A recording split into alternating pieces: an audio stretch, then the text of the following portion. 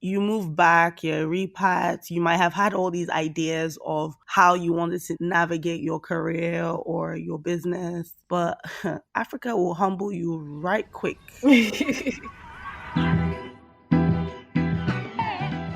Welcome to Third Culture Africans, the lifestyle podcast for dreamers, thinkers, and doers. We celebrate artistry, share stories from those brave enough to create something and succeed, listen to diverse perspectives on African success, and those shifting the needle on culture.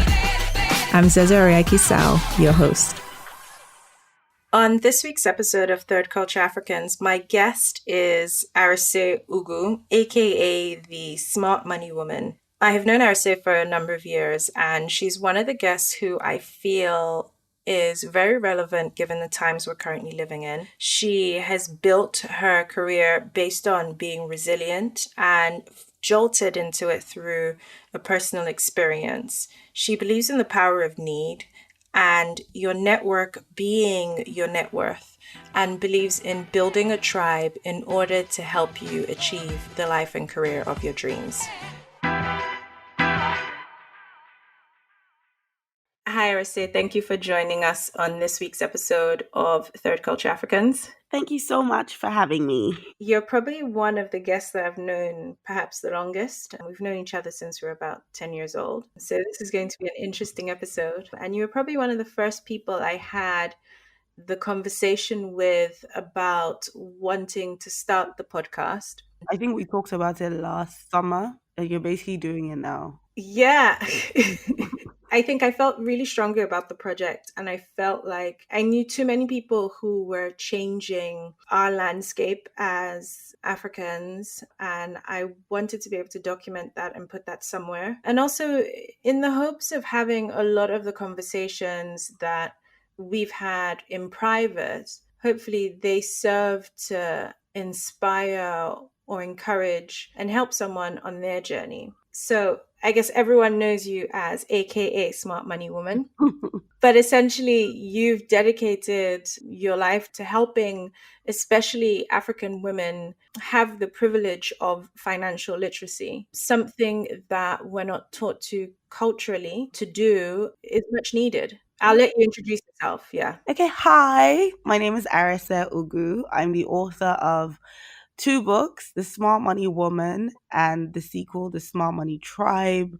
I'm also the founder of a platform called smartmoneyafrica.org, which is basically a financial literacy platform tailored to the African millennial woman. I basically do find different mediums to promote financial literacy that's fun, entertaining. I don't do it in the traditional ways. So my books, for example, are a combination of fictional stories about 5 African girls and their personal finance journeys. But each chapter has smart money lessons and exercises at the end, because we like to learn, but we want to learn in a fun, exciting way. And I find that people learn quicker or easier when they're learning through stories, especially with stories that they can relate to.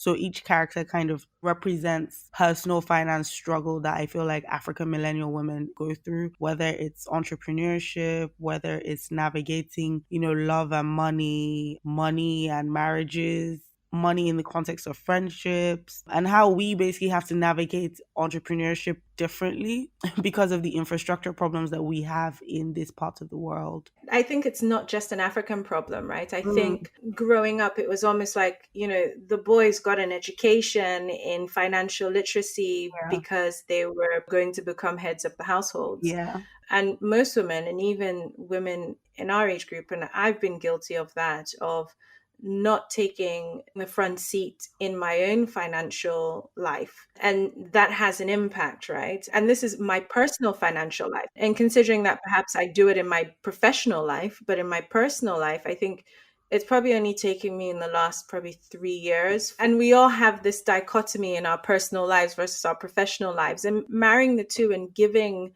I guess, your financial literacy the attention it needs, because that is a privilege for your future, for your kids, for your ability to make bold moves, for your ability to start a business, for your ability to leave a job, for your ability to leave a bad marriage, etc., etc. Yeah, most definitely. Like, obviously, you know this, that my whole smart money journey actually came from a personal experience that I had, which was basically that at 27 years old, my marriage fell apart. I basically had to start my life again, get an apartment, pay 2 years rent up front, pay service charge for 1 year, buy new furniture. You know how it is in Nigeria. You don't get to pay month to month. Like, you have to pay 2 years rent up front. And it was Yeah. kind of a huge impact on my personal savings and investments. And that was a shock for me because I had a 1 year old child at the time. So, the fear that comes with that, it's like you're not just looking out for yourself. You have,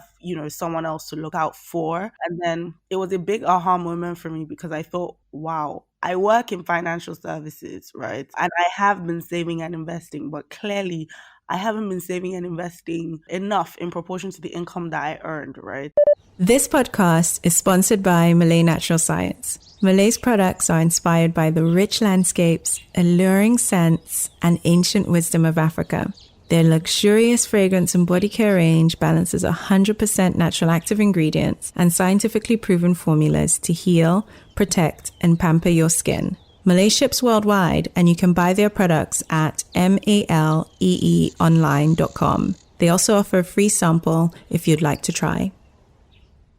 Or even just saving and investing with the mindset that, hey, my savings and investment isn't this fictional thing, right? It Mm-hmm. is for moments and real moments like this. It's for moments like living in a pandemic like we are now, or for moments of how can I stand on my 2 feet having my marriage break down? Can I afford a home? Can I afford to sustain what I've got, my income, my lifestyle, my children, my responsibilities, etc.? So exactly, like the reason I like to tell this story a lot is because it removes us from that mindset that this is not going to happen to us, right? Because as Africans generally, it doesn't matter how smart you are, there are ways that we're socialized to think about money, and African women mostly are socialized to think about money in a way that is like, okay, yeah, I make money for myself, to look after myself, to look after the home, but they don't necessarily think about it in terms of their futures, like their financial future. That's a man's job. So most African women see that as their father's job or their husband's job to think or worry about the family's, financial future. Just to interject, I don't think it's just even Africans, right? I think it's societal values and expectations around the fact that as women, especially as young women, you shouldn't start thinking about this in your 20s. This is something you perhaps might need to think about when you're older. True. So the mentality where it's like, when I have more money, then I can worry about, investing more. Or Exactly. yeah, this is something for adults, or this is something for rich people. But the reality is, in fact, the less money you have, the more vulnerable, you are to things like this pandemic, things like emergencies, because life happens, and sometimes bad things happen to good people. But for me, that moment was a huge aha moment because I thought, wow, okay, there are other women who are really smart, who work in oil and gas, who work in entertainment, who earn decent income, just like me, but are in very similar situations. And even they've been earning really, really well over the years. So it hits me that in Africa, right, we like the rags to riches story a lot. We're in love with that story. We want to hear about people who are super poor and then they become extremely rich, right? Yeah, there's the American dream, there's all the other versions, right? Exactly. So nobody really talks about the reality, which is most people do not go from extreme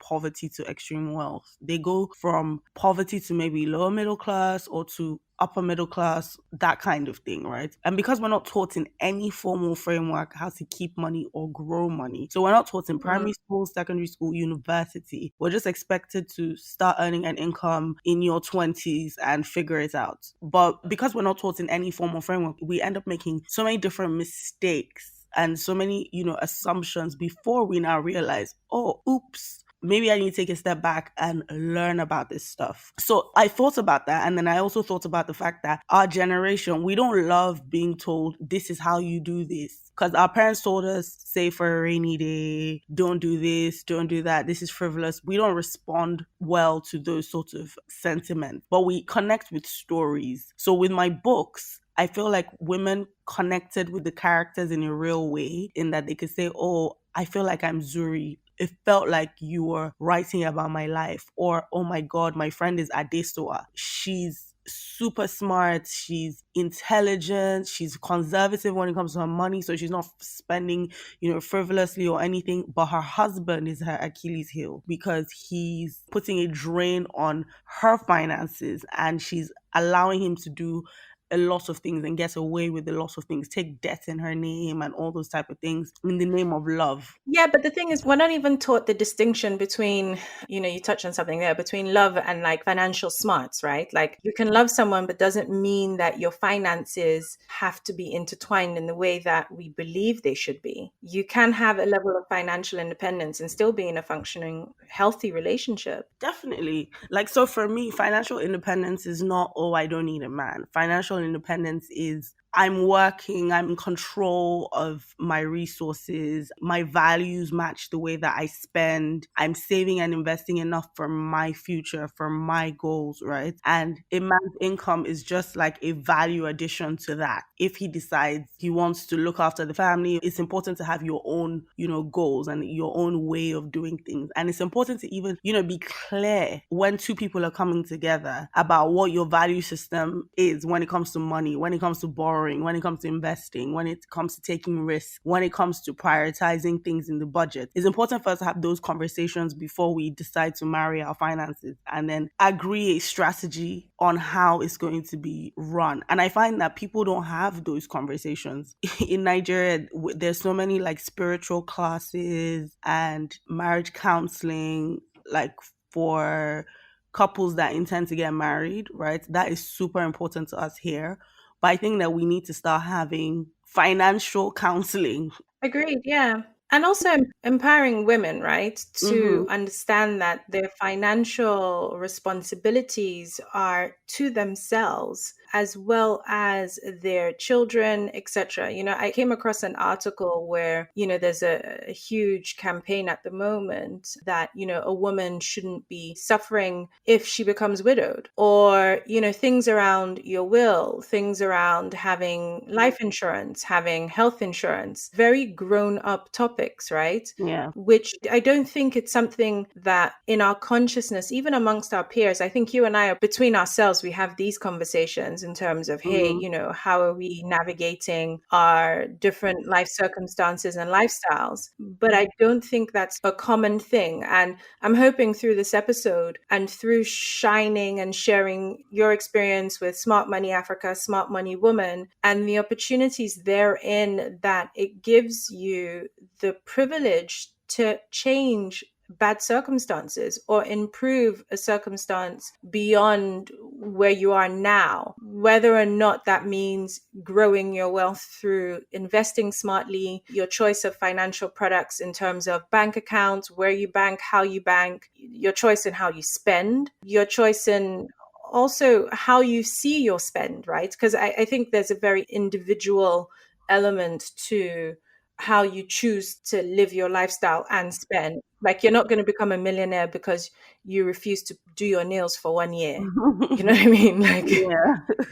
So, people, I see all these like, arguments online about, they'll say, oh, give up your latte or save your money, as if saving could actually really make you a millionaire. But the reality is, with building wealth, there are two levers, right? Like, on one hand, it's really, really about finding ways to grow your money, because you can't invest what you don't have, right? So you have to constantly be seeking ways to increase your personal revenue, constantly be seeking ways to monetize opportunities. But on the other hand, you have to think about the other level, which is managing your limited resources, right? Whether you're Arese or whether you're Dangote, your resources are limited because they're finite, right? Like you have to prioritize. You can't say, oh, you know what, I'm not going to save because at the end of the day, that's not what's going to make me, a millionaire. Because if you don't know how to manage 10 naira, you're not going to know how to manage 10 billion.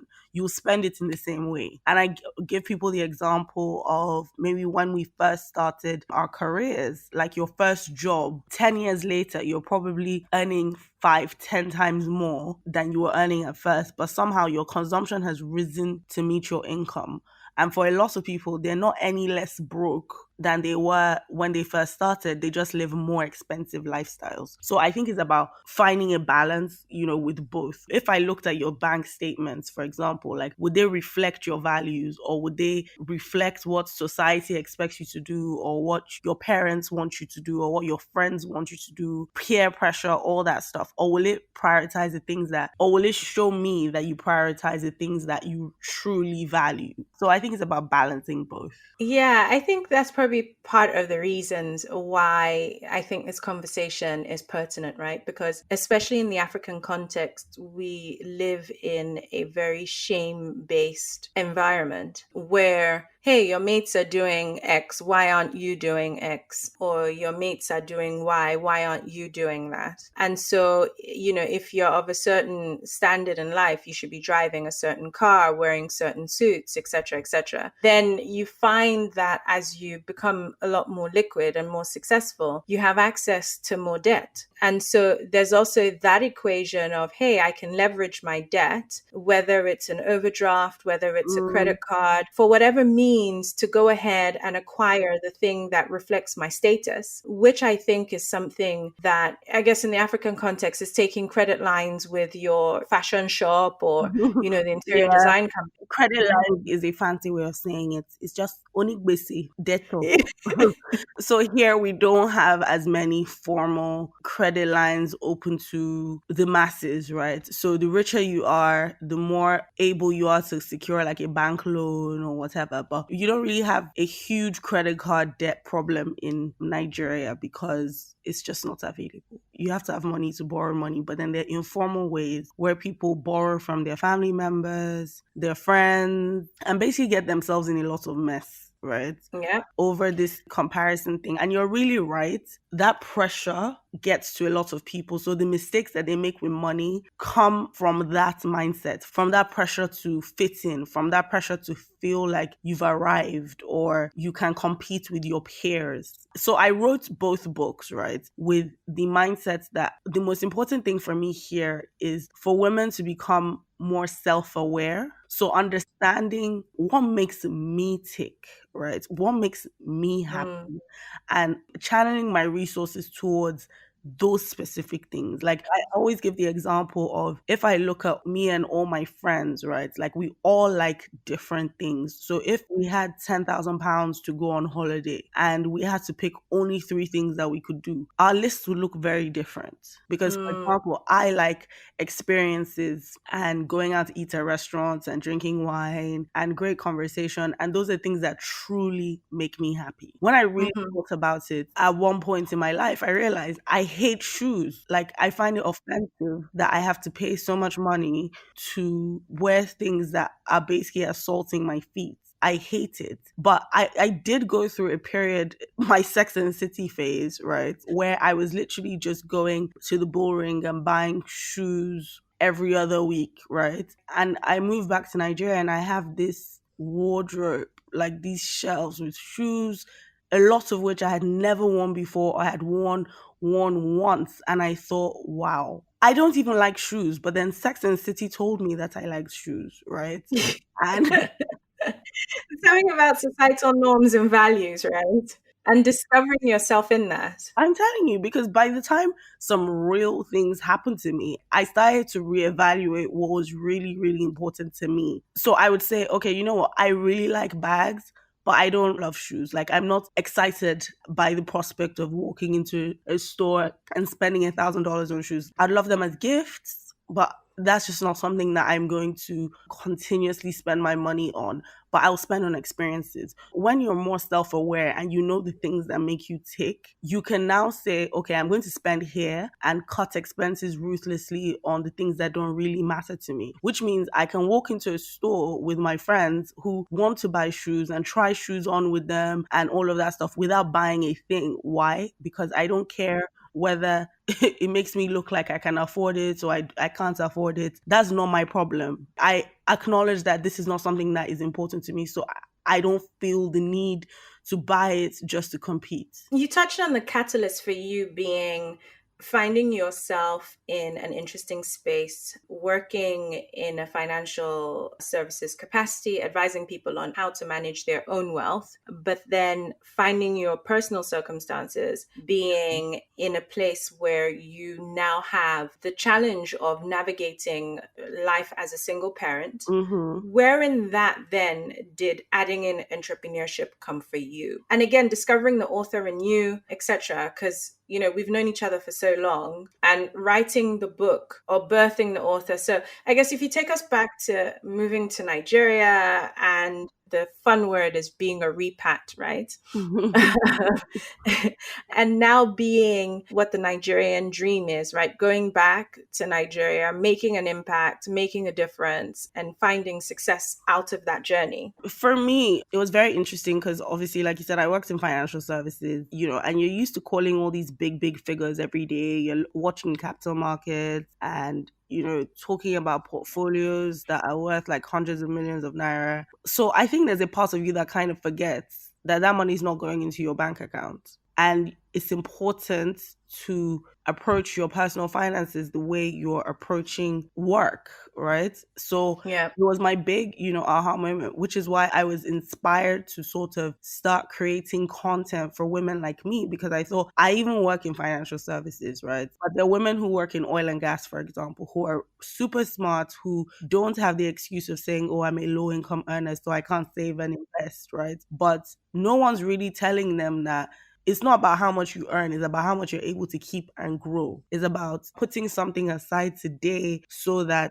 in 10 years, in 20 years, when you can't work as hard anymore, you have assets that produce an income that can look after you. And I wanted to create content that was entertaining, and would inspire people to make a change. For the most part, like the books did that. Like you said, we've known each other for a long time, and honestly, like being an author was not one of my life goals. It was just something that I guess along the way I discovered I was good at writing, and I found a way to like monetize and just run, with that opportunity. But it was never like a life goal. But I think that that's also what happens when you come to Africa. You move back, you're a repat, you might have had all these ideas of how you wanted to navigate your career or your business, but Africa will humble you right quick. You might have plans, you might have like a vision, you might think you know what you want to do, but my own tip for anyone who's like relocating or wants to start a business or start a career here is be nimble. It's great to have a plan, but be ready to navigate like the terrain as nimbly as possible, because you can come with a plan, it will break down.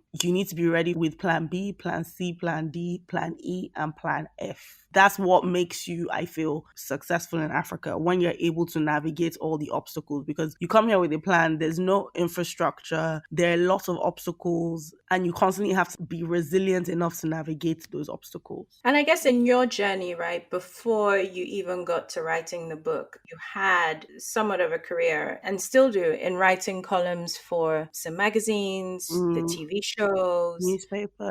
You didn't just kind of wake up and go, hey, I'm going to write Africa's first financial chick lit novel and be successful. And I remember actually the summer when you came to London trying to finish off the book Mm. and that process. But I think in your journey and in finding your purpose in education, essentially. So when I had that aha moment, I still worked in financial services. So I started writing like the articles. It was something I was doing part time, right? So I was navigating my own personal finances. I was working, and then, I had this idea to start creating content for African millennial women like me. So with the hopes that, hopefully I could find an interesting way to educate women about financial literacy without them necessarily making the same mistakes that I had made. So it was more like writing stuff from your own perspective. So as I was rebuilding my own finances and, navigating all of that, all the lessons that I was learning firsthand, I was putting them like in articles. The first one was called A Chanel Bag versus a Stock Portfolio. It was on Bella Niger. And I remember being really reluctant at first to put it out because I thought,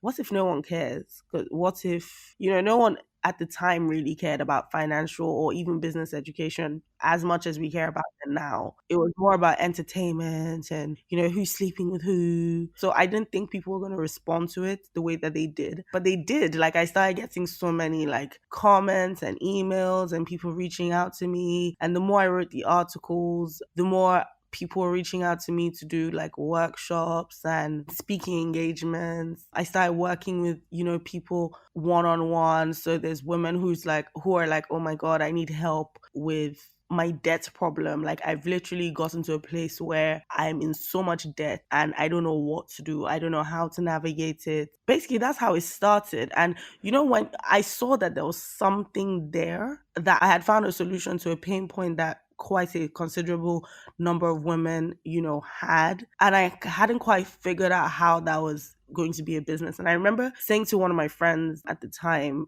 that I was going to quit my job to start to focus on this small money stuff. And he was like, sorry, what? I'm confused. He was like, I'm confused. So you're going to quit your job to start writing articles. Who is going to pay you for that? You are in Nigeria, Arese.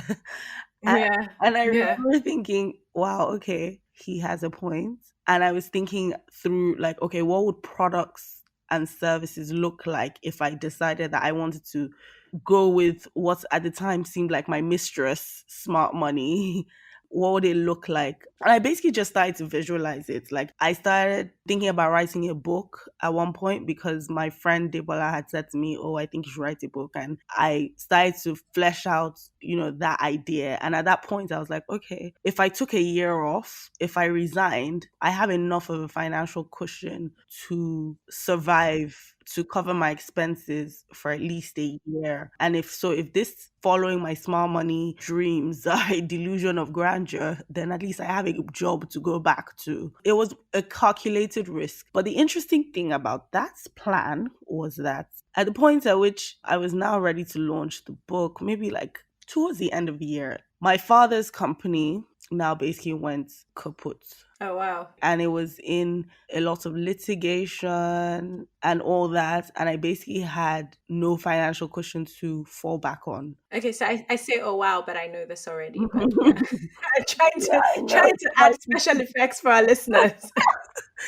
she's like, girl, like, Yeah, I think we had enough conversations around that time, and I just kept thinking, oh my goodness, is this a movie or what? Because I think we all look for an ideal scenario in our entrepreneurial journeys, right? So we're looking for the ideal scenario is you have all this money in the bank, or you have a job you can go back to, and it almost seemed like year in, year out, the more impossible the circumstances became. And I remember this phrase that you said to me, you have to get to a point where you are hungry. mm-hmm, And I was like, okay, in that moment, I think I understood what you meant. And I guess it's more about the equation of how much do you want this? How much do you want to see this execute to the very end? How much is this a part of the journey that you're trying to go on mm-hmm, with your project, with everything else? Because some people could have easily had your circumstance and basically said, hey, all bets are off here. I have no cushion, no safety net. My old job is now obsolete because the company is not even in a position to keep mm-hmm, itself alive, let alone offer me a role. mm-hmm. Perhaps maybe I should go and look for the next best thing, which is another role. So this was the thing for me, right? So it's not want, it's need. Like you need it to work out because if it doesn't work out, you're literally going to starve. And again, when you have a kid, that is just not an option. Like the option to fail or to give up is just not there. Like, I would allow myself to cry sometimes and, be in bed for a day or 2 days if I needed that. And Yeah. but the important thing was I needed to get up again and deal with things, right? Like, Yeah. so I'll always say that my superpower is resilience. It's navigating through the bullshit, forgive my French. Yeah. It's Yeah. We can navigating swear on the podcast. I've decided that yeah. swearing is okay. Okay. Love it. Navigating the obstacles. Like, so for me, it was a huge, struggle. Like, it was a tough time for me in that, I had started this thing and it was just about to start, publishing the book. And I had this amazing idea to go on a book tour across Africa. Yeah, and I remember the conversation we had about leveraging content, right? And how connecting with people through something that's rather is seen as boring and putting that into people's consciousness in a way that they can relate to it. And, Mm. you had a great plan, which was content, but content needed money, right? And yet again, When I go back and I think about, those times and even just mm, different challenging times that I've gone through, I don't regret them. I do ask God sometimes and say, bruv, why does my own life have to be a Nigerian film? Why can't I just, have it easy, at least for a little bit? Like, why do I always have right. to be the example of how to navigate through these sorts of monumental problems, right? But in a way, I'm thankful for going through hard things because they force you to be creative in your thinking, right? Like, so they force Yeah. you to, Sharpen tools. yes, they force you to think out of the box. In that situation, right? I didn't have as much money as I would have had if I had my financial cushion, if I had access to my investments, and things I'd invested in, over the years. I would have had more money to do more things. I'll give you an example. So, the first PR company that I had approached, because I had been writing and doing like TV interviews and all of that, but it was very organic. So, people Mhm. were reaching out to me because they loved the content that I was putting out and they wanted me to come on their platforms to talk about it more. So I was getting free PR prior to writing the book. But when I had the plan for the book, right, like to launch the book, I realized that I needed a more formal like PR structure. I was going to need Yeah. a more formal PR structure to amplify what I was trying to do. And I remember approaching one PR company first. And if you see the bill they sent me, so you know how you go to them with your idea, like, oh, I want to do a book tour across Africa. I want to, do these. Yeah. When they hit me with bill, I was like, what? I feel like that's like the common challenge, which we have a great idea, we have a great product, we have a great concept, whatever else it is. And then you hit time for execution. And I think there's always this huge underestimation in reach and awareness. And, like you read the theory that, most large companies, 80% of their spend is in, reach and awareness and marketing and PR. Mm, But you don't quantify it in the same way when you're starting out, that yeah. actually 80% of an empty pot needs to go into something that you're not sure will give you the results. Yeah. Things like that force you to think differently. So I saw that bill and I thought, never happening, right? Like, this is Yeah. smart money, not stupid money. This is not going to make sense in any kind of like business model. So I eventually found another PR company that was amazing in terms of creating solutions for the problems that I had and finding creative ways for us to get around things. But the most Mm, powerful thing for me was getting a bigger book tour than I even imagined, right? At the end of the day, based off of social connections, especially from social media. So, what was now happening was there were women who were experiencing me on social media who had read the book and responded so well to it, not even just in Nigeria, but in Ghana, in South Africa, in Tanzania, Uganda, like so many different countries. And they would reach out to me to say, I want you to come to my country. And these women would set up media interviews. So I would do TV, radio. They would set up events for me to come and speak at. yeah, I remember one of our early conversations around one of these things. And I was saying, how do you know that they will come and sell you? I remember the first one, we were so skeptical, like, huh? What does this person want What do in they want? return? What are Like, they it looking sounds a bit for? easy. Eventually I realized that I also didn't understand the power of what I had created and the platform that I was creating as well, and how women were going to respond to it because we ended up now replicating that model across several African countries, which was such a beautiful thing. And I'm so thankful for taking that leap, because if I hadn't, my mind would be so closed to all the different opportunities that I've since taken advantage of now, because I would have just thought it's not possible or it doesn't make sense, right? I think it was a great example of you leveraging, your network. And at the time you talk about it a lot in terms of, hey, I can leverage my network to mobilize some of my ideas. I don't Mm. have the budget that anyone would think to pull off, Mm. an Africa book tour. But through my ability to, one, connect with the audience that I've worked hard to build on social media and the relationships that that's given me, I'm now able to leverage that and go out to countries that otherwise I didn't know a soul in, successfully engage with. But I think the one part, and it sounds glamorous saying book tour, but the hustle and the grind in making that happen, because it's very much grassroots. I think people negate or don't appreciate that to build anything, there is a hard graft. Now, you were able to uniquely do travel, food, finance, mothering, luxury, and carve that into your day job, right?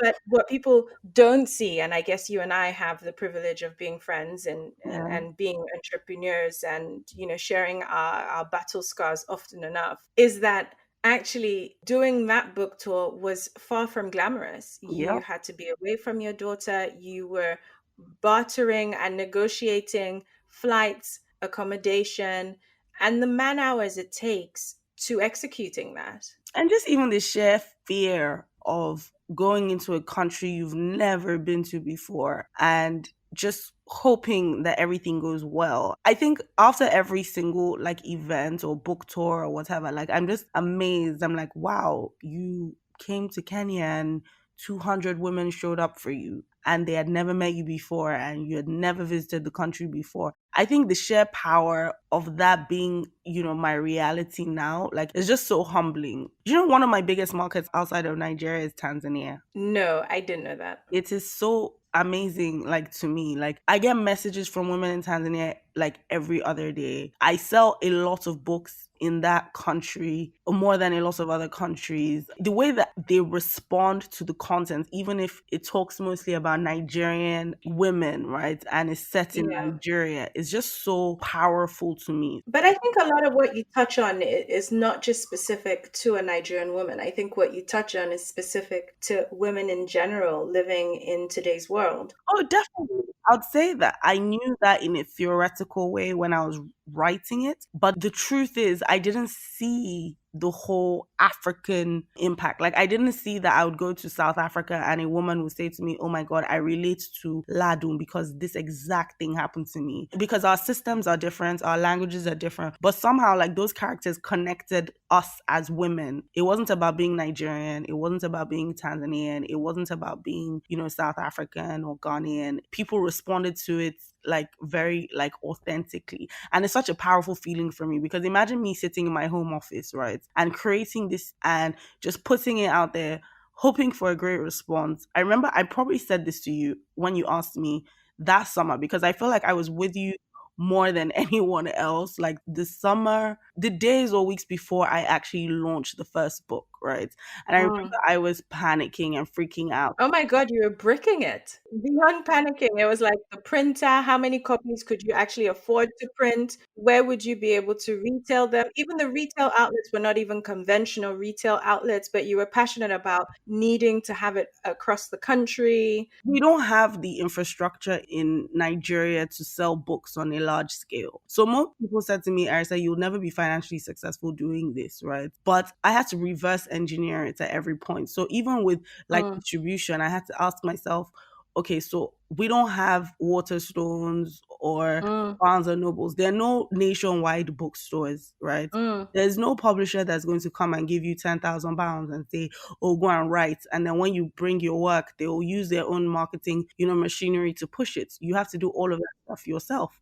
So I'm self-published, and I had to start like using my network to leverage on things like selling the books at House of Tara, which has 20 something stores across, Nigeria, leveraging on Health Plus's. For anyone who doesn't know what House of Tara is, it's a makeup brand and they have makeup studios and retail outlets. Mm, Health Plus is a pharmacy. hmm So these are not places that typically sell books, but these were places that had my target audience, right? Mm, So I knew that women were going to go into those stores anyway to buy cosmetics, to buy makeup. I leverage on supermarkets. So something like Health Plus, it was the first time they were ever selling a book. It wasn't yeah. part of their business model at all. They said no to me many times. It took months and months, and partly one of my mentors stalking the owner of Health Plus until she Yeah. she gave me. Plus your superpower of resilience. Goodness, when Arese wants something, she can keep going and going and going. I know, like everyone is always like, "Oh my god, your energy!" Like it's just easier for me to just say yes now because you will wear me down. But I had to think through things like that. But ultimately, I guess what I'm saying is, even from the beginning, and I appreciate that you were there when I was making these decisions. So you can't even Yeah. romanticize like that beginning part. It was tough. I was all over the place Yeah. mentally, and I hoped for the best. I remember saying to you when you asked me, what do you hope to get out of this experience? And I said, you know what? I don't want to just write a book that people just say, oh, she wrote a book. I want to write a book that Mm, people read, connect to, and have conversations about the way that they have conversations about Real Housewives of Atlanta. I want it to be of lean-in proportions. Every time I said that statement, I remember whispering it because I thought, how dare you actually compare what you want to do with lean in, right? So I hoped for the best, but I can say mm, now, like almost 4 years later, that it's one of the most amazing things that have happened to me because of the thousands of women that I've met and mm, connected with, through this book, who send me mm, emails every day, DM me on Instagram, mm. walk up to me in the supermarket and be like, oh my God, Arista, your book changed my life. Because of the book, I started my stock portfolio, I bought land, or I started budgeting better now. I'm thinking about my Yeah. financial future. Just the fact that small Arista of yesterday, a girl from Benin City, as in can have that kind of impact, not just Yeah. in, Nigeria, but in other African countries. I think the one experience that you haven't mentioned is your book being leaked digitally. Oh yeah. So I write this fantastic book, and apparently it was so fantastic that the pirates thought it was a good idea to invest a lot of money. Okay, I'm going too far. First of all, they pirated it digitally, right? So the book became so popular that people actually started creating whole Instagram pages selling the pirated copy of my ebook. Which you never actually published in that way. Yeah. So no, what they had done was I'd put the ebook on Amazon for the first book, Hmm. right? And somehow, I don't know, technology, they broke into it and they started sending it. So most people were sending it by email, WhatsApp to their friends. It was in WhatsApp groups. But then some people took it a step further and started selling it, right? So in Nigeria, the book is 5,000 naira. So the person would say, oh, dear me, I'll send you the book on WhatsApp for 1,000 naira. And I thought it was a joke. I was like, that's actually a really silly business model because once you send to someone, they can send to their friends and all of that. But then it occurred to me that when they didn't spend the time writing the book, or they didn't actually have to spend any money like printing it or publishing it, like they don't really care about the business model. It's just a free Hmm. 1,000 naira for anybody who is so desperate to, buy the pirated copy. But it was a nightmare. I remember the first time I, became aware of this, I wanted to see what version of the book they had. Like maybe it was photocopies, maybe it didn't look as good or whatever. And I asked my assistant to reach out to the person and buy it and all of that. God bless assistants for their research abilities. And she shows it to me, and it's exactly the version that's on Amazon, right? I cried so much. Like, I cried for like Mm, 3 days straight, to the point that my assistant went to Benin to meet the person in person because she wanted to find out. Like, we tried to do a whole investigation, like how they got it, all of that. But yeah. that's the thing. Once it's pirated digitally, there's almost nothing you can do about it. It's gone. So I even had Mm. people sending me screenshots on Instagram. Oh my God, Arista, I love your book so much, so much. I But sent it to this is 50 a of my pirated book. friends. I've sent it to 50 of my friends, and they send me screenshots to prove to me that they love the book so much that they sent it to 50 of their friends. And I'm just like, honey, you owe me money because that's 50 times 5,000 naira. As in, Yeah. but I realized that it's two things. Like, obviously, there are people who, pirate books for a living, but there's Yeah. also a lack of education in terms of the public. Like, someone sends you a book on WhatsApp and you just read it and you don't see anything wrong with it. Now, in Africa, for foreign books, right, it's Yeah. wrong, but at least those people, like, so for example, you send a pirated version of Michelle Obama's book, is fundamentally wrong. But you see the thing, Michelle Obama has probably made millions of dollars, like, already from the book, like in the US, right? I guess I'm conscious of time because perhaps we might not have that much time given the electricity issues. But being now where you are taking your love for TV series and creating your own TV series. When you first came to me with the project, I remember where we were Like, sat and I thought, here we go again. this girl and her ridiculous ideas, No, I didn't think it was ridiculous. I thought it was a great idea. but it just seemed so far fetched. Is I guess what I mean by like ridiculous, because it was just like, I didn't think it was far fetched for me. I think my question to you was, where do you put it? Given how vast your audience is now, mm. like, how are you able to put it, or what platform could you put it on that would reach those people and even more? And you see, this is why I wrote the book, The Small Money Tribe, guys, because you have to have people like Zeze in your tribe to question the validity of your ideas, right? And we laugh now. Is that what I do? Yes, like it's important. Like we laugh now, but I thought it was a far fetched idea. And I remember like I would discuss it with different people that I feel like are smart and will help me like think through the different aspects of it, whether they were in that industry or not. And even coming up with the business model for how this would work. And you ask me different questions, and the thing is it forces you to think through like how it is going to work. And even when your friends have objections to things, right, like it's a way of sort of like reverse engineering like the solution to the problem, right? I was very excited about turning the book into a TV series, and I thought it was such a huge idea, especially from a Nigerian perspective. Like, A, how are you going to fund it? B, what distribution channels are available to match the quality of what you're trying to produce, like in terms of who will pay for it, right? And well, Mm. there's Netflix in Nigeria now, but at the time we were having this conversation, this was not. It didn't even exist. And my biggest worry was the cost of executing a TV show. And I kept saying, but why don't you just shoot a pilot and then go sell the pilot and then see what happens? I Because know. it seemed And like it was such a huge risk huge financially. And risk. you're like, no, I'm going to shoot all 13 episodes. And I thought, oh, here we go.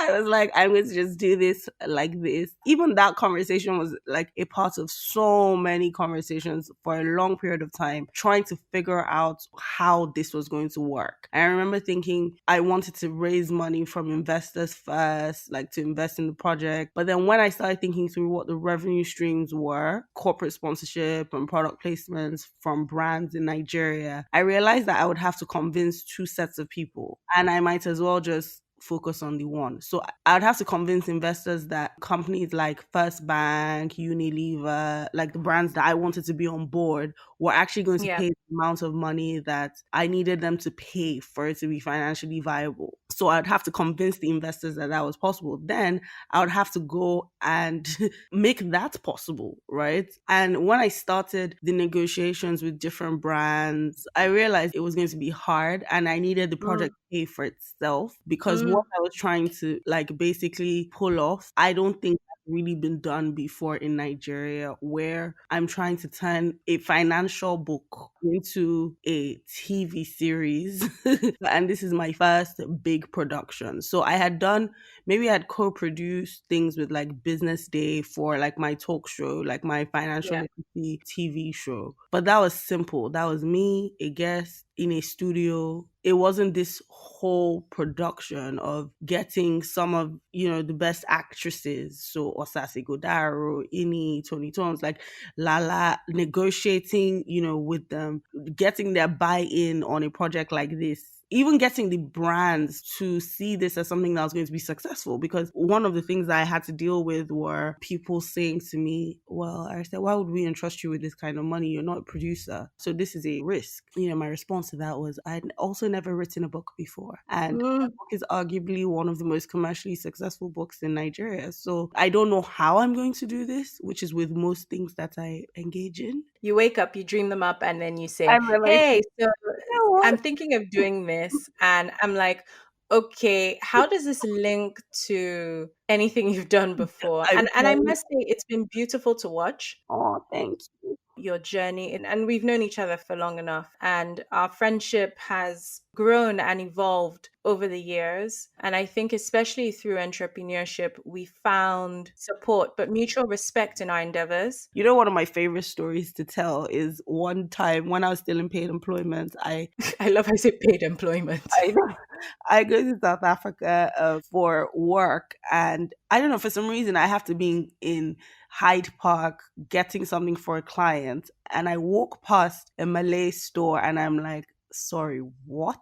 Like it looked like a Joe Malone store in London, and I walk back, and I'm like, no, this cannot be Zez's Malay, and I go in, and I'm just like, wow, wow, wow, and I think we were in our 20s at the time, and Yeah, I started the business at 23. it was so Mad. crazy to me that somebody that I knew since I was 10 was crazy enough to pull off something like this. And it's just so inspiring. Like everything that you did with moving Malay to London and getting it in Harvey Nicks, like you've always been such a big thinker. Oh, thank you. I remember when Zeze, like when we were in uni, today she wants to try. You were an entrepreneur before it was cool to be an entrepreneur. I was. It's shocking actually when I think of all the things I did. Like all the things you did, like I was like, what is wrong with this girl? Like just stay in one place. But all Why those can't I just go to party, read my books, and that be it, right?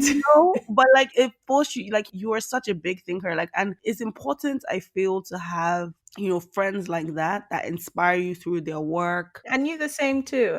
Way before I ever thought about doing anything Pan African, you were already like doing things Pan African. You were already on CNN.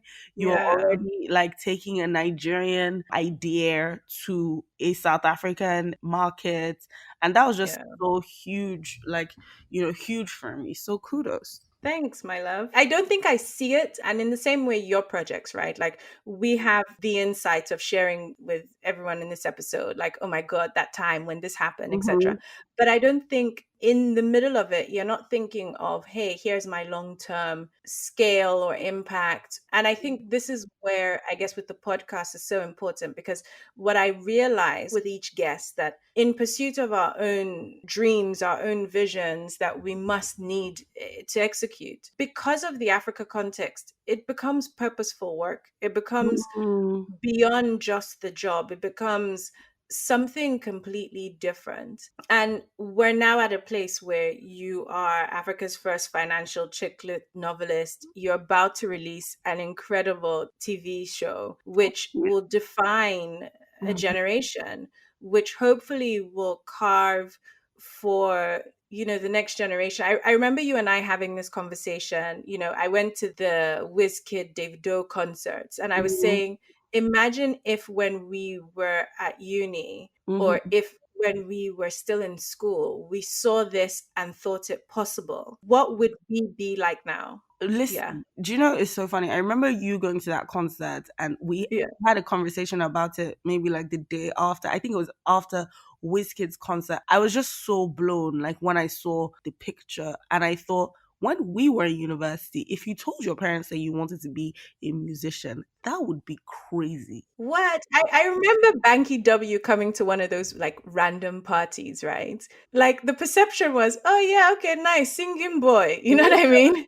Like now he's a freaking superstar, like, and it's way beyond like music. It's even like the business side of entertainment. Like he's gotten it really right. So he's basically used Mm. that entertainment thing as a launching pad for other things. And I think, you've always been great at leveraging your network. You've always been great at not being afraid to ask. Mm, I think that's something that hopefully through what you shared today on the episode that people take away. I guess for anyone who doesn't know the Smart Money book or Smart Money Africa org, can you tell them where they can find you? yeah, you can follow me on Instagram, Smart Money Arese. So Smart Money Arese.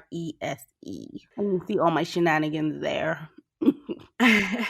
And I guess the TV show will release this year. Yes. I'm Yeah. looking forward to it. I've seen pictures and things, no spoilers, but I think quality, storylines, etc. I've sent you the trailer, didn't I send you the trailer? Yeah, that's what I'm saying. I've seen something. Yeah. So I'm excited for it. And hopefully it can be in more homes than you envisage now. Amen. I do this with every guest on the show. I get them to pronounce their names properly.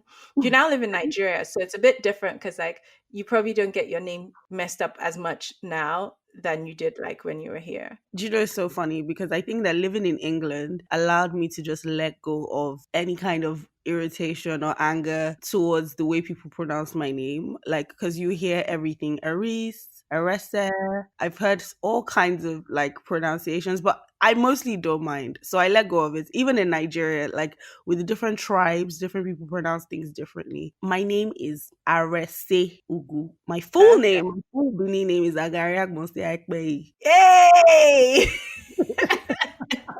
Even I did not even attempt that. And we're of the same tribe, so I I'm know. not even going to go there. Thank you for joining us on this week's episode of Third Culture Africans. It's been a pleasure having you on the show. And I hope that what you've shared, your experiences, not only inspires someone on this episode, but helps them make life-changing decisions for themselves and for their families and loved ones. Thank you. Thank you so much for having me. This was so fun.